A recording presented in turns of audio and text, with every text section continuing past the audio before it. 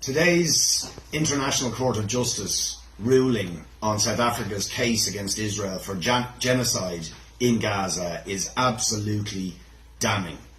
They have stated that South Africa has put forward a very plausible case that a genocide is taking place, that it meets the criteria for genocide under the Genocide Convention, that the situation is urgent, that there is a humanitarian catastrophe taking place, and this means Israel is finally legally in the dock for the commission of a genocide, which I think all of us know is taking place.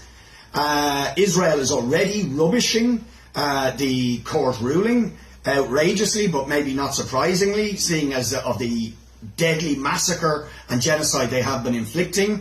But there is now an obligation on the Irish government, on the European Union, on the United States. Every single government, more than 150 governments who've signed the Genocide Convention, now have an obligation to act to enforce these rulings and to do everything in their power to prevent the commission of a genocide.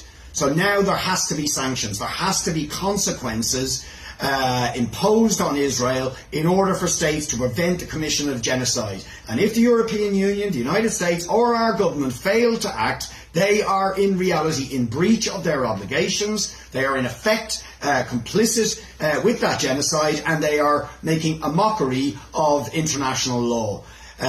We have to force them. We forced them to this point through protests across the world. We now have to put pressure on the Irish government to join South Africa's case and to impose sanctions on Israel for the genocidal massacre that continues to kill hundreds of Palestinians every day, and where every minute is vital if we are to prevent more deaths of civilians, destruction of infrastructure, and the continuation of this horror that is happening to the people of Gaza.